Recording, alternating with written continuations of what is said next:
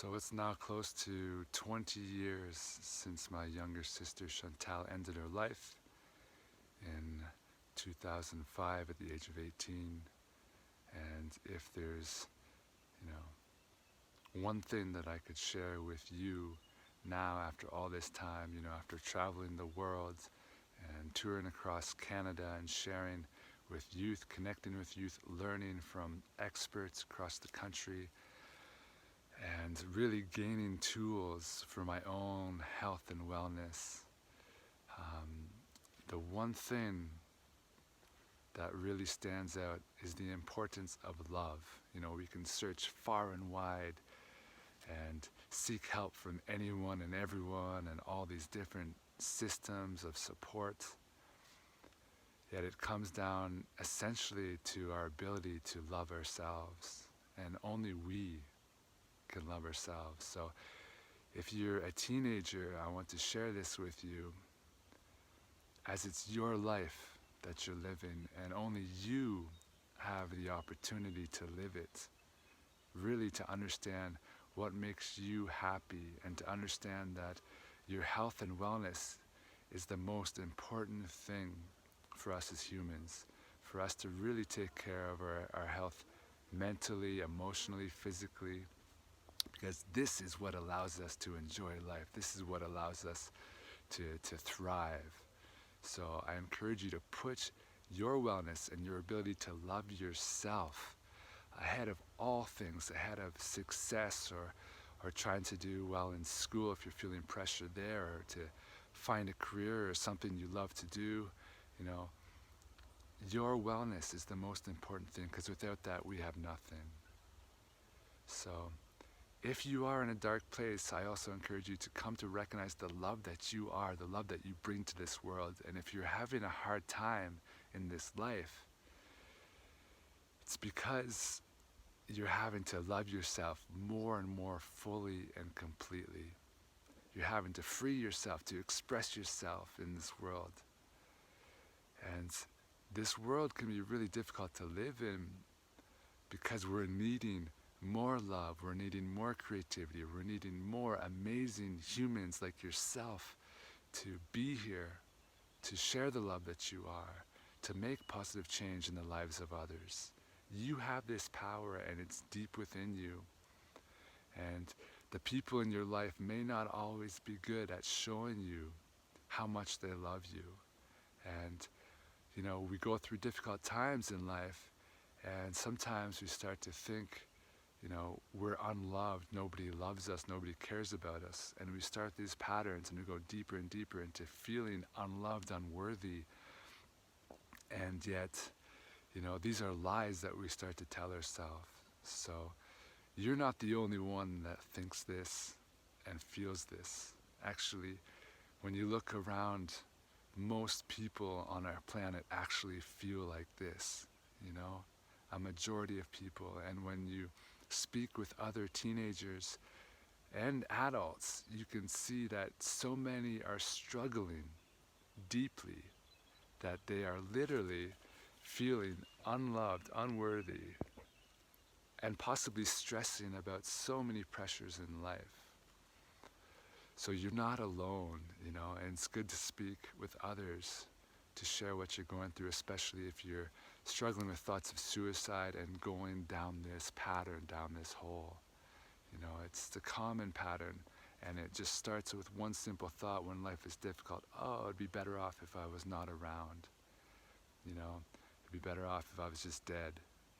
And it grows. We can feed that pattern, that thought, over and over, and it grows more and more to consume us fully and completely, to the point where it's the only thing that we think about. We start to romanticize about death. And this is something that really happened for Chantal as she moved further and further towards her death and her suicide. So I encourage you to really speak openly about what you're going through, and know that you're not alone. And to know how amazing you are, as you are a gift to all of us on this planet. And this life is a gift. Like, life comes and goes so fast. And as teenagers, we start to think, like, in high school, that We go through a difficult time, we think it's the end of the world, or we think like it's everything. But actually, once you finish school, you see life is just beginning, and you have the chance to explore the entire planet if you choose to. You have the chance to really follow the dreams of your heart, what makes you happy, and come to understand the love that you bring to this world. So if you're also somebody like a parent or somebody working with teenagers, again, it's love that makes the difference in the lives of others. And one of the best ways to express and show love on this planet right now is to take time to listen. Especially if you're a parent, if you can have open communication with your child and take time to listen and hear not only what is being said, but ideally what is being felt underneath. To really trust in your intuition and to ask the questions, engage in these conversations, and go deeper and deeper into the emotions of the person that's in your life. Whether it's a teenager or an adult, there's often like so much we may regret, especially if someone commits suicide. And for me, and I know many others with Chantal, we just wish that we had taken the time to listen more and to ask more questions and to allow her to free herself. This burden of feeling thoughts of suicide and feeling alone and uncared for is a heavy burden for anyone, especially if you are in silence about it. So just allowing that person to free themselves of this burden is one giant step of lifting this weight off of their shoulders. So take this time to listen, because it's also really difficult on this planet. Everyone's trying to speak and share their opinion, but rarely do we find somebody that's able and willing to listen. So we have this power to listen and to express this love and how much we care about somebody. Take the time to share it with those around you, especially if you notice they're struggling, or in some cases we don't even know they're struggling because they look like everything is perfect on the outside, and we assume all is well, but often we have no idea when they're struggling. So these are things that I had to learn through my process and my research and my own understanding. That's right. I have a hair in my mouth, My hair is a little out of control and a little goofy right now. And so it gets in my mouth. So there's a few other things I just wanted to share while I have this moment. It's understanding wellness, okay? So at the core of our wellness is our thought process and what we're feeding our thoughts, So for me and many others, meditation is so important to take time to observe our thoughts, become the observer, more and more, so we're not having the thoughts and the impulses and acting on them always. And we can better discern, are these thoughts actually serving us, or are they working against us? And it's a very simple process. More and more we can alleviate and release those negative thoughts and work towards filling our hearts with these positive, loving thoughts, as we become teenagers and adults. More and more we are able to discern and choose and create a life that really serves us. So every thought, every action, every choice has an impact on our health and wellness. It's either contributing towards our well-being or essentially taken away from it. And yes, we have to develop discipline and find ways to enjoy these things that really serve us because it feels so good. Eating good feels good. Having a good night's sleep feels good when we wake up the next day. Going out for a walk in nature feels good. So the more and more we retrain ourselves to do the things that feel good, the better we feel and the more we enjoy our lives. So many of us are having to make decisions that aren't necessarily in the common path because we realize they're not serving us, they're not helping us, they're not making us feel any better. So this may include eating differently, this may include living differently. For me, yes, I prefer to live in nature because this is where I feel best. And yes, maybe I'm, giving up some of the things I may enjoy living in a city, but I see more and more that they're not fulfilling me. So to be here in nature, to be here at peace is the number one priority for me. And so this is how I've had to realign my life with what's best for my body, my heart, my soul. And you may have to as well. You may not be able to do the things that your friends are wanting to do or even your family members are doing because you see, it just doesn't serve us anymore. So I encourage you to make the choices that are best for you and to discover your path, follow your path. Even as adults, we're having to constantly reevaluate the things that we're doing in our life and the direction we're going. Is it actually the direction we want to be going in? And constantly we're having to reevaluate, reassess, and realign our life to the things that really serve us, to the things that really nurture our bodies, our hearts, and our souls. So as beings of love, we have a great capacity to go deeper and deeper into what it means to love ourselves and what it means to love others, as we all have this power and this purpose to bring positive change into this world. It comes from loving ourselves and allowing that to ripple out, allowing that love to spread to those around us more and more each and every day and in so many ways. So again, you have this power and only you have this power to be the love that you are. And lastly, I'll share with you,